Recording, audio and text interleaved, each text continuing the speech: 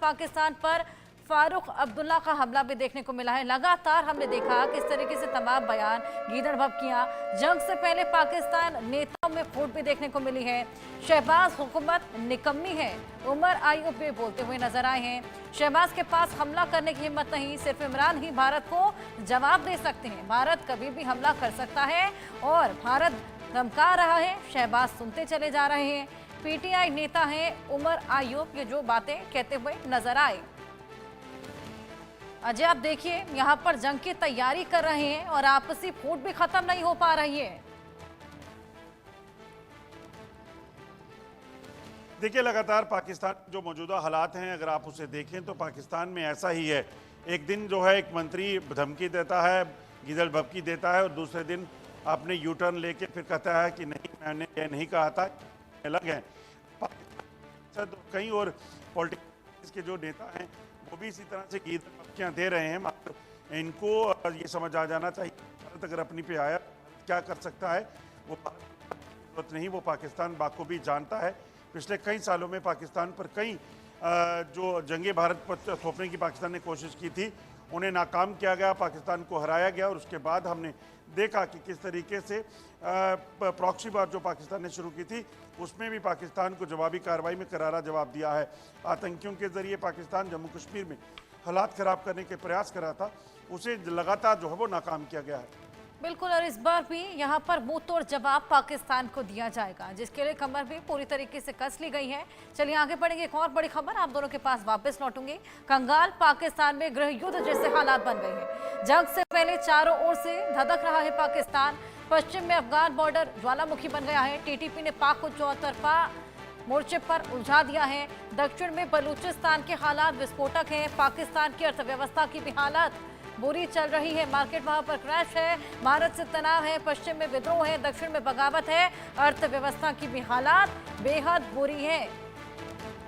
आशिक, आपके पास में आऊंगी। चौतरफा यहाँ पर पाकिस्तान घिरा हुआ नजर आ रहा है। उसके बावजूद आप देखिए, हेकड़ी यहाँ पर खत्म नहीं हो रही, गीदड़ भभकियां खत्म नहीं हो रही है। पश्चिम में विद्रोह है, दक्षिण में बगावत है, भारत के साथ मनमुटाव है। वहीं मार्केट बुरी तरीके से क्रैश हो रखा है। देखिए, बिल्कुल हर्षा, जिस तरह से इस समय पाकिस्तान में स्थिति बनी हुई है, 4 ऐसे सूबे हैं, ऐसे राज्य हैं जहां पर तनावपूर्ण हालात पहले से ही बने हुए हैं। चाहे बल्चिस्तान हो, खैबर पख्तूनख्वा हो, पीओके हो या सिंध के इलाके हो, वहां पर लगातार पाकिस्तानी सेना सरकार के खिलाफ लोग जो है खुलकर बात कर रहे हैं कि किस तरह से वहां पर सेना और सरकार जो है लोगों को दबाने का काम कर रही है। फिलहाल एक तरफ से इकोनॉमिक क्राइसिस और साथ साथ वहां पर जो लोग हैं वो जूझ रहे हैं, और इस बीच जो है भारत के साथ जंग करने की बात जो है उनके मंत्री कर रहे हैं, जो कि कहीं ना कहीं बेवकूफी ही मानी जा सकती है। जिस तरह से पाकिस्तान के पूर्व प्रधानमंत्री नवाज शरीफ ने शहबाज को बुलाकर मशवरा दिया था कि भारत के साथ युद्ध करना बेवकूफी ही हो सकती है, और वही कुछ जो है अब साफ तौर पर दिख भी रहा है। जहां तक बात की जाए तो लगातार पाकिस्तान जो है विदेशों से जो है अब फंड इकट्ठा करने की कोशिश पहले से ही करता आ रहा है, और इस बीच जंग की बात जब हो रही हो तो जंग में इस तरह के हालात पाकिस्तान के बने हुए हैं, और तमाम तर लोग जो पाकिस्तान में रह रहे हैं वो भी पाकिस्तान की सरकार और सेना के खिलाफ नाराजगी का इजहार कर रहे हैं। अच्छा, बिल्कुल, लगातार हम देख रहे हैं तमाम तरह के बयान सामने आ रहे हैं। आपके पास वापस आऊंगी। प्रधानमंत्री मोदी आज 4 बड़ी बैठकें करेंगे। सुरक्षा मामलों की कैबिनेट कमेटी की बैठक होगी। पहलगाम हमले के बाद सीसीएस की दूसरी बैठक होगी। पीएम मोदी की अध्यक्षता में सीसीएस की बैठक होने वाली है। आर्थिक मामलों की कैबिनेट कमेटी की भी बैठक होने वाली है। सीसीएस और सीसीपीए की बैठक के बाद एक कैबिनेट बैठक भी होने वाले हैं। हमारे साथ मनोहर केसरी दिल्ली से जुड़ गए हैं। मनोहर, पूरी रणनीति के तहत यहाँ पर ये तमाम बैठकों को अंजाम दिया जा रहा है। जिस तरीके से सबसे पहले बैठक में फैसले लिए जाएंगे, उसके बाद उसका अप्रूवल तमाम जगहों से लिया जाएगा। देखिए, बिल्कुल हर्षा, आपने सही कहा कि जिस तरह से पाकिस्तान की ओर से ये जो स्पॉन्सर है, पाकिस्तान जिस तरह से आतंकी घटना को पहलगाम में अंजाम दिया गया, उसके बाद अगर आप देखेंगे तो ये दूसरी सीसीएस की बैठक होने वाली है। पहली सीसीएस की बैठक में जिस तरह से पाकिस्तान के खिलाफ डिप्लोमेटिक स्ट्राइक किया गया, 5 बड़े फैसले लिए गए और उस दिन, और उसका असर देखने को मिला कि किस तरह से पाकिस्तानी बिलबिलाए हुए हैं, किस तरह से उनकी नींदें उड़ी हुई है, किस तरह से वो बौखलाए हुए हैं और लगातार उल्टा बयान और गिदर भभकी दे रहे हैं। और ऐसे में आज की बैठक, क्योंकि अभी हम मौजूद हैं प्रधानमंत्री आवास के पास, और यहाँ से एक बड़ा फैसला आज हो सकता है, क्योंकि इस बैठक में केंद्रीय प्रधानमंत्री की अध्यक्षता में केंद्रीय गृह मंत्री अमित शाह, केंद्रीय रक्षा मंत्री राजनाथ सिंह, जयशंकर, निर्मला सीतारमण और अजीत डोभाल शामिल रहेंगे और अधिकारी भी शामिल रहेंगे, क्योंकि ये जो सुरक्षा मामलों की कैबिनेट कमेटी की बैठक है, देश की सुरक्षा को लेकर के चर्चा होगी। उसके बाद CCPA जो cabinet committee on political affairs है, राजनीतिक मामलों की जो कैबिनेट कमेटी है, जो सुपर कैबिनेट कमेटी मानी मनोहर, जाती आपके है। पास वापस आऊंगी। बड़ी खबर हमारे सामने आ रही है, पाकिस्तान ने अंतर्राष्ट्रीय सीमा पर फायरिंग की है। प्रगवाल सीमा पर पाकिस्तान की ओर से फायरिंग देखी गई है। LOC के बाद अंतर्राष्ट्रीय सीमा पर भी अब तनाव बढ़ गया है। पाकिस्तान की तरफ से लगातार सीज फायर का उल्लंघन, LOC के बाद अंतर्राष्ट्रीय सीमा पर तनाव बढ़ता चला जा रहा है। अजय हमारे सहयोगी हमारे साथ जुड़े हैं, उनसे और जानकारी लेंगे।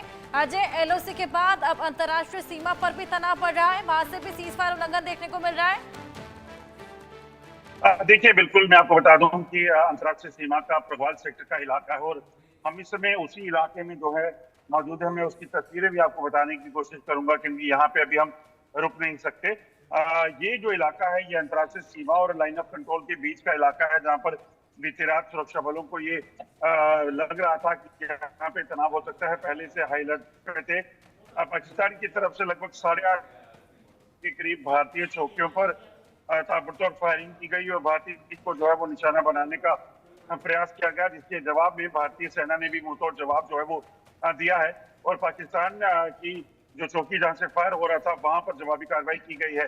पिछले 12 घंटों में अगर आप देखें, बीती रात की बात की जाए तो लगभग आपको बता दूं कि पाकिस्तान की तरफ से युद्ध विराम का उल्लंघन किया गया 6 इलाकों में, जिसमें बारामूला, कुपवाड़ा, सुंदरबनी, नौशहरा और ये जो प्रगवाल सेक्टर का इलाका है, यहाँ पर पाकिस्तान की तरफ से फायरिंग की गई है और इसी की जवाबी कार्रवाई जो है वो भारतीय सेना ने की है। लगातार सरहद पर जो है वो इस वक्त अलर्ट पे है सेना, क्योंकि लगातार जो इनपुट मिल रहा है पाकिस्तान की तरफ, कई ऐसी चौकियां हैं जहां पर पाकिस्तान ने अपनी टैंक्स और आर्टिलरी गन्स को जो है वो तैनात किया है। पाकिस्तान उनकी मदद से यहाँ पर हालात खराब करने की कोशिश कर सकता है, डिस्टर्ब करने की कोशिश कर सकता है। बिल्कुल, लगातार यहाँ पर तनाव बढ़ाने की कोशिशें पाकिस्तान द्वारा की जा रही है। जिस तरीके से लगातार इनिशिएट लेकर पाकिस्तान यहाँ पर फायरिंग को अंजाम दे रहा है, पहले तमाम सेक्टर्स में हमने देखा, अखनूर सेक्टर में देखा, LOC पर फायरिंग देखी, अब अंतर्राष्ट्रीय सीमा पर भी गोलीबारी लगातार शुरू हो गई। अजय,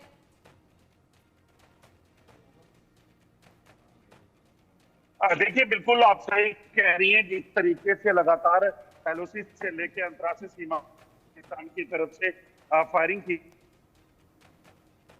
किस तरीके से बौखलाया हुआ है, जो जानकारियां हैं उसके मुताबिक पाकिस्तान में जो खलबली मची हुई है इस चीज को लेकर कि भारत कहीं हमला जो है वो ना कर दे। लगातार पाकिस्तान के कई मंत्री जो हैं इस चीज में ये कहते नजर आ रहे हैं कि भारत पाकिस्तान पर हमला कर सकता है और इसी का डर पाकिस्तान को जो है लगातार सता रहा है। मैं इस वक्त आपको बता दूं कि उसी प्रगवाल सेक्टर में हूँ। मैं आपको तस्वीरें बताने की कोशिश करता हूँ।